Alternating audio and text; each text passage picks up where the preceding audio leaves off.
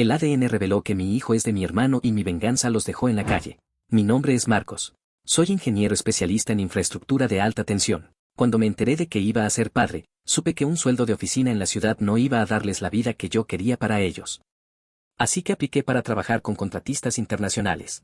Durante los siguientes 9 años de mi vida, mi rutina consistió en pasar 11 meses al año aislado en campamentos de construcción al otro lado del océano, durmiendo en contenedores metálicos, trabajando 14 horas diarias bajo condiciones extremas y regresando a casa solo unas pocas semanas al año. Todo lo que ganaba, lo enviaba de regreso. Compré una casa hermosa en una zona residencial tranquila. Pagué la hipoteca por adelantado. Aseguré los fondos educativos de mi hijo, Leo. Le compré a Valeria un auto del año para que llevara al niño a la escuela con seguridad. Yo vestía botas de trabajo gastadas y usaba un teléfono viejo, pero mi familia vivía en un comercial de televisión. Cada vez que hacía una videollamada desde mi campamento, a miles de kilómetros de distancia, Valeria me mostraba la casa, me sonreía y me decía cuánto me extrañaban. Leo, que ahora tenía 8 años, me enseñaba sus dibujos a través de la pantalla. Yo sentía un nudo en la garganta por no poder abrazarlo, pero me tragaba la tristeza. Me decía a mí mismo que el sacrificio valía la pena. Yo era el escudo de mi familia. Yo era el proveedor. Mi familia biológica también vivía en la misma ciudad que mi esposa.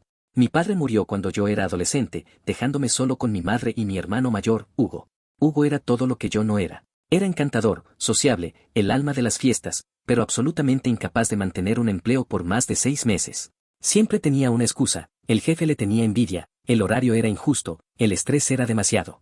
Mi madre lo idolatraba. Para ella, Hugo era un alma libre que merecía ser protegido de la dureza del mundo. Y yo era el hijo fuerte, el que aguantaba todo. Cuando empecé a viajar por largos periodos, mi madre me llamó con una sugerencia que, en ese momento, me pareció un alivio. Marcos, hijo, no me gusta que Valeria esté tan sola en esa casa tan grande con el niño, me dijo mi madre un domingo por teléfono. Ya hablé con Hugo. Él va a ir seguido a dar sus vueltas. Le pedí que la ayude con las compras pesadas, que revise si se descompone algo, que sea una figura paterna para Leo mientras tú estás allá partiéndote el lomo. Tienes que estar agradecido de tener un hermano mayor que cuide tu territorio. Y lo estuve. Fui un estúpido agradecido. Le enviaba dinero extra a Hugo de vez en cuando como muestra de gratitud por cuidar a mi familia. Valeria siempre me decía que Hugo era de gran ayuda, que llevaba a Leo al parque o que le ayudaba a arreglar las tuberías de la casa. Durante 9 años, me fui a dormir cada noche en continentes lejanos sintiendo paz, creyendo que el ecosistema de mi familia estaba perfectamente equilibrado gracias a mi dinero y al amor de mi sangre. Este año, mi corporativo cambió de aseguradora a nivel internacional. Como mi trabajo estaba clasificado como de alto riesgo, la nueva póliza de seguro de vida, que me cubría por una suma de 7 cifras en dólares, exigía un protocolo médico exhaustivo para evitar fraudes en caso de mi muerte. El requisito era estricto, el titular y su beneficiario principal en línea directa, mi hijo Leo, debían someterse a un perfil genético y biométrico en un laboratorio certificado, para que la aseguradora tuviera un registro absoluto de la afiliación legal. Regresé a casa para mi mes de descanso anual. Valeria me recibió con una cena espectacular. Hugo y mi madre estaban ahí. Brindamos por mi éxito. Todo parecía una pintura perfecta. A la mañana siguiente, llevé a Leo a la clínica privada que la aseguradora me había asignado. Valeria se quedó en casa, diciendo que tenía que organizar sus cuentas. Fue un trámite rápido. Un simple hisopado en la boca para mí y otro para Leo. Llené los formularios de consentimiento y la recepcionista me dijo que los resultados se enviarían a mi correo electrónico personal, encriptados, y luego se remitirían directamente a los archivos de la Corporación de Seguros en el extranjero. Pasaron 4 días. Era un martes por la mañana. Valeria se había ido con mi madre a desayunar a un centro comercial, y Hugo estaba supuestamente buscando trabajo en la ciudad. Yo estaba solo en mi oficina dentro de mi casa, revisando correos de la empresa. A las 10:45 de la mañana, entró un correo del laboratorio de genética forense. Abrí el correo. Ingresé mi contraseña para descargar el archivo. Era un documento de 4 páginas, lleno de tablas de alelos, cromosomas y marcadores genéticos que no entendía a simple vista. Fui directamente a la última página, buscando la conclusión que debía reenviar a recursos humanos para activar mi póliza. En la sección de conclusiones, leí la primera línea. Parpadeé, pensando que no estaba enfocando bien la vista. Me acerqué a la pantalla del monitor. Decía, en letras mayúsculas y negritas. Índice de paternidad, 0.0%. Probabilidad de paternidad, 0.0%. El individuo A, Marcos, queda excluido como el padre biológico del individuo B, Leo. El aire abandonó mis pulmones. Un zumbido agudo y ensordecedor se apoderó de mis oídos. El corazón empezó a latirme con tanta fuerza que sentí que me iba a quebrar las costillas. Es un error, pensé, con las manos temblando sobre el teclado. Las clínicas se equivocan, cruzaron las muestras, es una estupidez administrativa. Pero mi mirada bajó a la siguiente sección. Había una nota técnica del genetista a cargo, añadida como observación protocolaria debido al nivel de coincidencias anómalas en las muestras. Observación forense: aunque el individuo queda excluido como padre biológico, el cruce de marcadores genéticos comparte un porcentaje de ADN idéntico por descendencia del 25%. Esto indica de manera concluyente que el padre biológico del menor es un pariente masculino de primer grado, hermano completo, del individuo evaluado. Me quedé congelado. La oficina, la casa, la ciudad entera pareció desaparecer, dejándome flotando en un vacío oscuro, frío y nauseabundo. 25% de coincidencia. Un hermano completo. Yo solo tenía un hermano. Hugo. El hermano que no trabajaba. El hermano que mi madre me rogó que dejara cuidando la casa. El hermano al que Valeria recibía con café y sonrisas mientras yo me congelaba en el extranjero enviando el dinero que pagaba esta misma conexión a Internet. La verdad no cayó como una gota de agua, cayó como un bloque de cemento. Valeria no tuvo un desliz casual con un extraño en un bar. Valeria tenía una relación sostenida en el tiempo con mi propio hermano. Se habían acostado en esta casa. Habían engendrado a un niño. Y de repente, la pieza más monstruosa del rompecabezas encajó en mi mente: mi madre. Mi madre, que siempre cubría a Hugo, que sabía que él era incapaz de mantener a un hijo, que conocía la fecha exacta de mi ausencia y los meses de gestación. Mi madre me había convencido de que Hugo fuera a la casa a cuidar a Valeria. Mi madre había orquestado y encubierto que el hijo bastardo de su consentido lo pagara y lo criara el hijo responsable, porque ella sabía que si la verdad salía a la luz, Hugo tendría que enfrentar responsabilidades legales y Valeria terminaría en la calle. Me habían usado. Mi esposa, mi hermano y mi propia madre se habían sentado a la mesa de mi comedor, habían brindado con el vino que yo pagué, celebrando mi llegada como si fuera el rey de la casa, cuando en realidad se estaban riendo en mi cara, viéndome como al sirviente que financiaba su nido de traición. Estuve sentado en la silla de mi oficina durante 2 horas. El dolor que te causa que 3 personas de tu sangre te apuñalen simultáneamente no se procesa con llanto, se procesa con un estado de shock absoluto, seguido por una metamorfosis.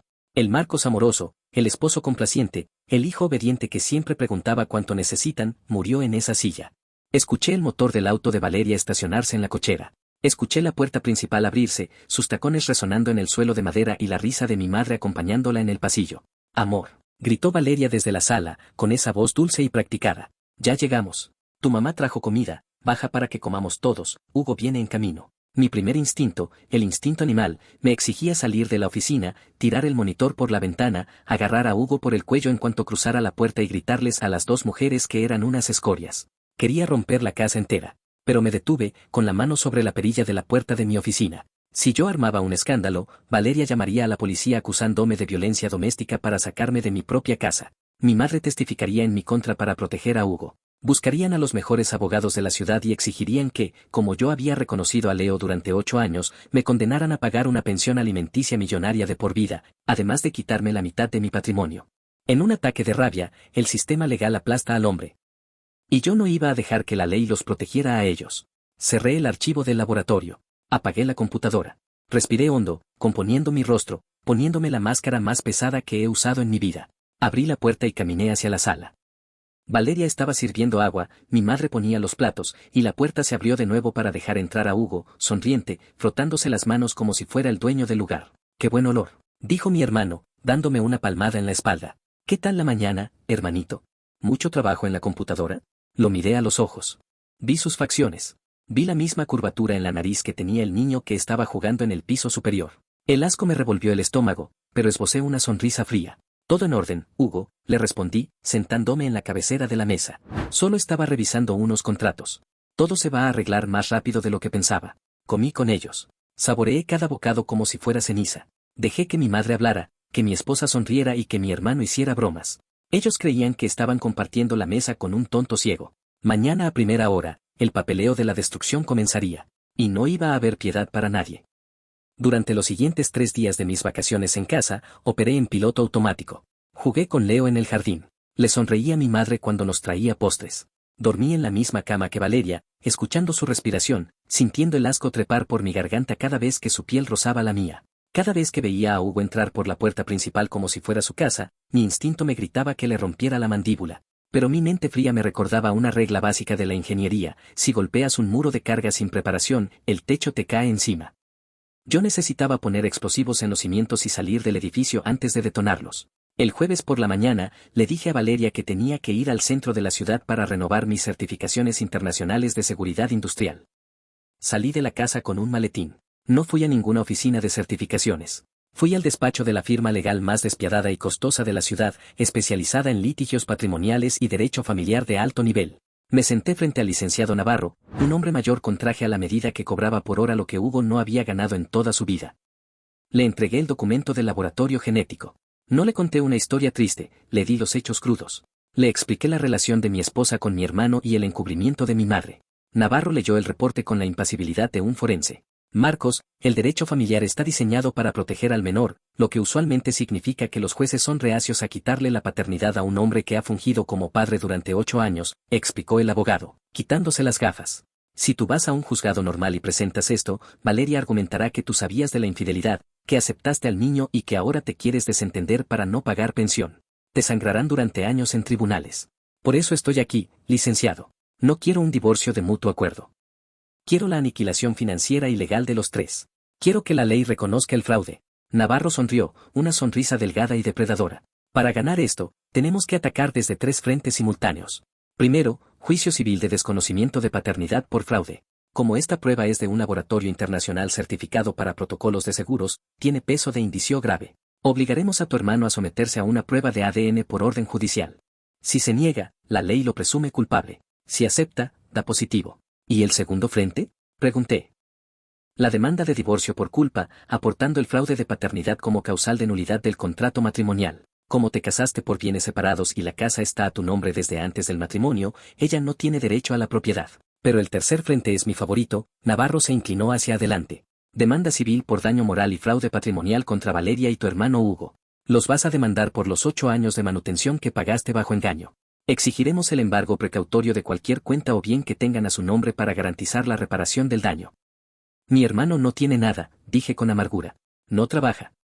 No importa, respondió Navarro. Le embargaremos las cuentas bancarias donde tú le depositabas, y el juez emitirá una orden de retención sobre cualquier ingreso futuro que llegue a tener. Lo dejaremos en muerte financiera. Pero para que esto funcione, Marcos, tienes que vaciar el pozo antes de que ellos se den cuenta de que tienen sed. El viernes comenzó la fase de extracción de activos. Durante los años que estuve fuera, yo le transfería a Valeria una cantidad exorbitante mensual a una cuenta conjunta para los gastos de la casa, seguros, ahorros y emergencias. Había acumulado cientos de miles en esa cuenta. Entré al portal del banco desde la red segura de la oficina de Navarro. Transferí el 95% de los fondos de la cuenta conjunta a un fideicomiso ciego internacional que el abogado creó a mi nombre esa misma mañana. Dejé solo lo necesario para que Valeria comprara el supermercado del mes, para no levantar sospechas. Luego, cancelé mis tarjetas de crédito adicionales. Como las corporaciones financieras tardan un par de días en reflejar los bloqueos físicos en las terminales, sabía que Valeria no se daría cuenta hasta el inicio de la siguiente semana. El golpe más duro fue el Seguro Médico Internacional y el Fondo Universitario de Leo. Lloré en silencio frente a la pantalla de mi computadora mientras cancelaba los fideicomisos educativos. Yo amaba a ese niño. Le había enseñado a andar en bicicleta, le enviaba juguetes desde todos los continentes. Pero él no era mi hijo, era el producto de la traición más sucia concebible. Él era un sobrino al que habían usado como parásito para drenar mi vida. Si yo mantenía esos fondos, mantenía el vínculo legal que Valeria y Hugo usarían para destruirme en la corte. Tuve que cortar el lazo. Revoqué los beneficiarios y puse todo a mi nombre.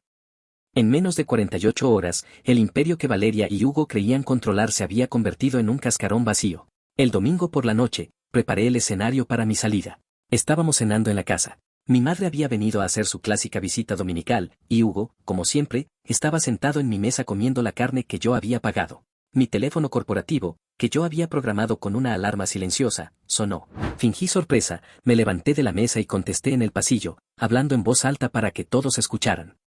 ¿Qué? Pero mi periodo de descanso termina en 2 semanas. Sí, entiendo. Si es una falla estructural en la central, tengo que estar ahí. De acuerdo. Tomaré el primer vuelo internacional mañana a primera hora.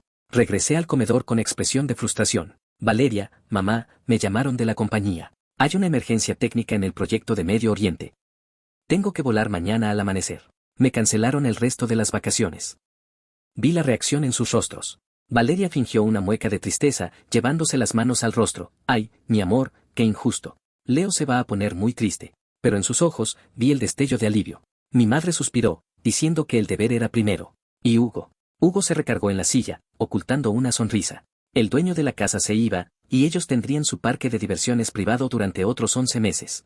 Esa noche, hice mis maletas. Valeria me abrazó en la cama, diciéndome cuánto me iba a extrañar. Yo le devolví el abrazo sintiendo que abrazaba a un cadáver.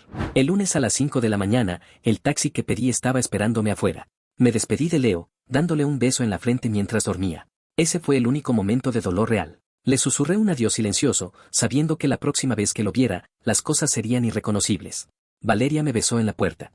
Hugo, que se había quedado a dormir en el cuarto de huéspedes, como solía hacer, salió en pijama a despedirme. Buen viaje, hermano. No te preocupes por nada aquí. Yo cuido a la familia, me dijo, dándome un apretón de manos. No tengo la menor duda de que los cuidarás exactamente como merecen, Hugo, le respondí, mirándolo fijamente. Me subí al taxi. El auto arrancó, pero cuando doblamos la esquina del fraccionamiento, me incliné hacia adelante y le hablé al chofer. Señor, hubo un cambio de planes. No vamos al aeropuerto internacional. Lléveme al hotel ejecutivo en el centro de la ciudad, por favor. No me iba a ningún lado. Me iba a quedar en mi ciudad, escondido en una suite hotel, para ver cómo el cielo se caía sobre sus cabezas. Durante los siguientes 3 días, operé desde las sombras. Mi abogado, el licenciado Navarro, ingresó las demandas simultáneas en los juzgados civiles y familiares correspondientes. El juez, al ver las pruebas del laboratorio forense y los movimientos financieros anómalos de Hugo, que el abogado documentó solicitando una revisión de sus ingresos declarados frente a su estilo de vida, otorgó las medidas precautorias inmediatas. Se emitieron las órdenes de embargo preventivo sobre todas las cuentas a nombre de Valeria y de Hugo. Y lo más importante, el juez firmó la orden para realizar la prueba pericial de ADN judicial a mi hermano, bajo apercibimiento legal de arresto si intentaba evadirla. El jueves por la mañana, yo estaba en la suite de mi hotel, tomando un café negro, mirando el reloj. Eran las 10 de la mañana. Según el cronograma de Navarro, los actuarios, los funcionarios encargados de entregar notificaciones, estaban llegando a la casa. Sabía exactamente cómo iba a ser, porque habíamos coordinado el golpe con precisión militar. A las 10:15, sonó mi teléfono. Era Navarro. Marcos. El actuario acaba de confirmar. Entregaron el paquete completo. Tu esposa y tu hermano estaban en la casa, desayunando juntos. Los notificaron a los dos en persona. El reloj ha empezado a correr. Abrí mi computadora. La cuenta regresiva de 12 años de engaños había llegado a 0. A las 10:30, mi teléfono celular personal empezó a vibrar sobre la mesa de cristal del hotel. La pantalla se iluminó con el nombre de Valeria. Lo dejé sonar hasta que entró al buzón de voz. Inmediatamente después, entró una llamada de Hugo. Luego, de mi madre. El pánico había estallado. Dejé que el teléfono sonara durante 15 minutos ininterrumpidos. Escuchar el zumbido constante del aparato me dio una satisfacción fría y absoluta. Estaban descubriendo que no había un océano entre nosotros. Estaban descubriendo que el escudo se había convertido en una guillotina y que el hombre que financiaba sus vidas acababa de presionar el botón de ejecución. Finalmente, decidí contestar. Tomé el teléfono, deslicé el dedo por la pantalla y lo puse en altavoz. Bueno, dije, con una voz calmada y letal. Del otro lado de la línea, estalló el caos. El altavoz de mi teléfono emitía una respiración agitada. Podía escuchar el eco de la sala de mi propia casa, el mismo lugar donde yo había cenado con ellos fingiendo demencia hace apenas unos días. ¿Marcos? La voz de Valeria temblaba de una manera que nunca le había escuchado. No era su tono de esposa consentida, era el pánico de una presa arrinconada. Marcos, mi amor, ¿dónde estás? Fui al supermercado y las tarjetas rebotaron. Y acaba de venir un funcionario del juzgado. Nos dejó unos papeles horribles. Dice que nos estás demandando. Que el niño. Marcos, esto tiene que ser un error del seguro, diles que. No hay ningún error, Valeria, la interrumpí, con la voz tan fría y afilada como un bisturí. Las tarjetas no rebotaron, las cancelé. Las cuentas de ahorro están vacías. Y el documento del juzgado es exactamente lo que parece, una demanda por desconocimiento de paternidad y fraude patrimonial. Se hizo un silencio sepulcral en la línea. Luego, escuché la voz de mi hermano Hugo en el fondo, intentando sonar autoritario pero fallando miserablemente. Pásame el teléfono, exigió Hugo, arrebatándole el aparato a mi esposa. A ver, hermanito, ¿de qué estupidez estás hablando? ¿Qué son estos papeles de embargo? Estás asustando a tu familia, te volviste loco. Me recliné en el sofá de mi suite hotel. Yo ya no tengo familia, Hugo. Leí el reporte de la clínica genética, el que la aseguradora internacional me exigió. 0% de probabilidad de paternidad para mí. 25% de coincidencia por consanguinidad directa. El genetista fue muy claro. Yo no soy el padre de Leo, tú lo eres. Escuché el sonido del teléfono cayendo al suelo de madera de mi sala. Valeria soltó un sollozo ahogado, un grito de terror puro. Hugo balbuceaba groserías, incapaz de articular una frase coherente. El secreto que habían guardado durante 8 años, el pilar sobre el que construyeron su vida de parásitos, acababa de ser pulverizado. ¿Estás en el extranjero?, preguntó Valeria, recogiendo el teléfono, llorando histéricamente. Por favor, Marcos, regresa, hablemos. Fui una estúpida, fue un error de una sola vez, te lo juro. Perdóname. No estoy en el extranjero, le respondí, destruyendo su última esperanza. Estoy a 20 minutos de distancia, en el centro de la ciudad. Y no fue un error de una vez. Fue una mentira sostenida durante casi una década, financiada con mi sudor. Los acabo de demandar civilmente a los dos por los 8 años de manutención que me robaron. Las cuentas a tu nombre y al de Hugo están congeladas por orden del juez. Y Valeria, como la casa es mía desde antes de casarnos, el abogado ya ingresó la orden de desalojo. Tienen 72 horas para empacar. Es mi casa. Soy tu esposa, gritó Valeria. Eres la amante de mi hermano, corregí con frialdad. Y la casa es mía. Les sugiero que busquen un buen abogado. Van a necesitarlo. Colgué. Bloqueé sus números temporalmente. No necesitaba escuchar sus súplicas, necesitaba que el sistema judicial hiciera su trabajo. El proceso legal fue una masacre burocrática. El licenciado Navarro fue implacable. Ante la demanda civil, el juez de lo familiar emitió un citatorio obligatorio para que Hugo se presentara en el servicio médico forense del tribunal para someterse a una prueba de ADN oficial. Hugo intentó evadir el citatorio 2 veces, alegando estar enfermo. El juez, harto de sus tácticas dilatorias, emitió un ultimátum: si no se presentaba en 48 horas, se usaría la figura legal de presunción de paternidad, declarándolo culpable por defecto y autorizando el arresto administrativo. Acorralado y sin dinero para sobornar a nadie porque sus cuentas estaban congeladas, Hugo tuvo que presentarse. 15 días después, Navarro y yo estábamos sentados en el juzgado para la lectura de los resultados periciales. Hugo y Valeria estaban del otro lado de la mesa. Se veían demacrados. Valeria tenía ojeras oscuras y vestía ropa sencilla. Sin mis tarjetas de crédito, la fachada de mujer de la alta sociedad se le había caído a pedazos. Hugo miraba al suelo, sudando. El secretario del juzgado abrió el sobresellado. Los resultados del peritaje genético oficial arrojan una probabilidad de paternidad del 99.99% entre el ciudadano Hugo y el menor. En consecuencia, el tribunal falla a favor del demandante, el ingeniero Marcos. Se ordena la anulación inmediata de sus obligaciones parentales, la rectificación del acta de nacimiento y la cancelación de cualquier demanda de pensión alimenticia en su contra. El mazo del juez golpeó la mesa. Sentí un hueco en el pecho. Por un segundo, la imagen de Leo corriendo por el jardín cruzó mi mente. Yo lo había cargado cuando estaba enfermo, le había enseñado a leer. Pero ese dolor era el último residuo del engaño. Tenía que amputar el tejido infectado para poder sobrevivir. Me levanté de la mesa, me ajusté el saco y salí de la sala sin mirar atrás.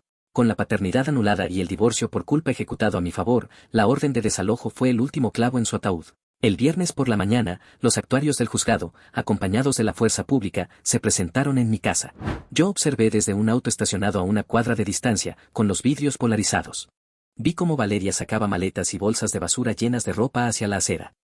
Vi a Hugo cargando cajas, humillado frente a los vecinos que murmuraban desde sus jardines. No tenían a dónde ir. Sin mis cuentas, sin ahorros y con sus propios nombres manchados por los embargos de la demanda civil, la cual seguía activa para cobrarles la reparación del daño, estaban en la ruina absoluta. Pero faltaba un cabo suelto. Esa misma tarde, regresé a la suite de mi hotel para firmar los últimos documentos con Navarro. Alguien tocó a la puerta. Abrí. Era mi madre. Se veía 10 años más vieja. Tenía los ojos hinchados y temblaba. Evidentemente, Navarro le había permitido subir porque me había advertido que ella lo estaba acosando en su despacho. Marcos, hijo mío, sollozó mi madre, intentando abrazarme. Di un paso atrás, impidiendo el contacto. Por favor, tienes que detener esto. Tu hermano y Valeria están viviendo en un motel de mala muerte y yo tengo al niño. No tienen dinero para comer. Los embargaste, los dejaste en la calle. Se lo buscaron, mamá, respondí, invitándola a pasar, manteniendo la distancia. Me robaron casi una década de vida, pero Leo es tu sangre. Gritó mi madre, con desesperación. Es tu sobrino. Es de nuestra familia. Fui yo, Marcos. Fui yo quien le dijo a Hugo que no dijera nada. Yo sabía que tú podías mantenerlos, tú ganabas en dólares, a ti no te costaba nada. Hugo nunca ha sabido trabajar. Si yo te decía la verdad, ibas a dejar a Valeria y mi pobre Hugo se iba a hacer cargo de un niño sin tener un centavo. Lo hice para proteger a mi hijo. La confesión fue tan cínica, tan asquerosamente honesta, que la última pizca de amor filial que me quedaba se evaporó en el aire acondicionado de la habitación. Lo hiciste para proteger a tu hijo, repetí, asintiendo lentamente. Tienes razón. Protegiste a tu hijo. Al único que te importaba. A mí me viste como un banco, como un esclavo que podía ser exprimido mientras estuviera lejos. No, Marcos, tú también eres mi hijo. Lloró, cayendo de rodillas. Ya no, dije, con una tranquilidad que la aterrorizó más que cualquier grito. Has elegido a tu familia. Y acabo de cancelar la transferencia mensual que te enviaba para tus gastos. A partir de hoy, tu hijo Hugo, el padre de familia, tendrá que conseguir un trabajo de verdad para mantener a su hijo, a su amante y a su madre. Buena suerte. Abrí la puerta de la habitación y esperé en silencio. Mi madre me miró, dándose cuenta de que el cajero automático acababa de ser desconectado para siempre. Se levantó temblando y salió al pasillo, arrastrando los pies. Han pasado 3 años desde que la sentencia se hizo firme.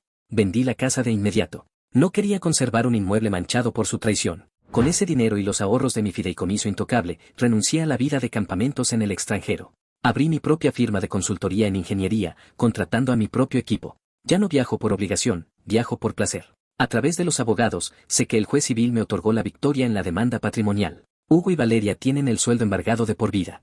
Cada vez que consiguen un empleo formal, el 30% de su salario mínimo se transfiere automáticamente a mi cuenta como reparación del daño por los años de manutención robada. Sé que viven en un departamento minúsculo, ahogados en deudas, y que su gran amor se convirtió en un infierno de reproches mutuos cuando el dinero desapareció. En cuanto a Leo, le abrí una cuenta de ahorro anónima, gestionada por Navarro. Se le entregará cuando cumpla 18 años para que pueda pagar su universidad. El niño no tiene la culpa de que sus padres biológicos y su abuela sean unos monstruos. Pero yo no soy su padre, solo soy un hombre que decidió hacer lo correcto desde las sombras, sin comprometer su propia paz.